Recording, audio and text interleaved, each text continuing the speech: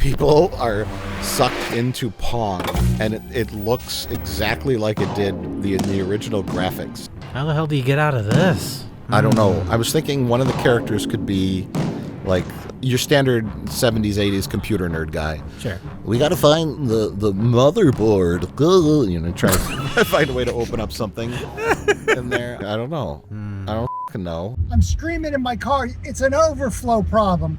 It's the same reason that freaking Pac-Man glitches on level 256. All of these old arcade games had overflow issues. So the nerd guy's in there, and he's like, wait a minute, we're in a game. Figures it out. Then goes, oh, shoot.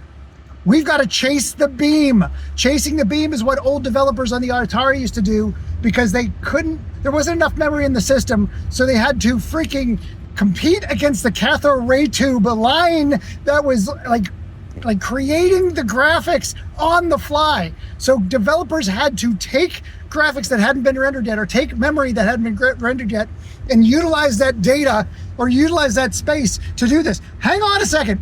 So the nerd guy knows all this, and he's like, oh, we got to chase the beam. Let's get going. We got to do this. So they have to kind of create a three-dimensional space inside the two-dimensional game by creating a vortex. It's a two-dimensional game, so nobody knows what's going on.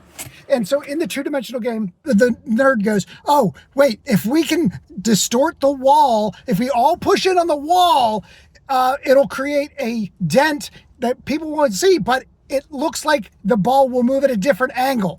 And like the kids who are playing is like, hey, how did you put English on that ball? He's like, oh, I just got to spin the thing real quick. And then the nerd's like, oh my God, the more we do this, the more they spin the freaking knob, which actually makes the machine work harder, which causes the machine, like, all of this culminates where the machine actually shuts the freak down.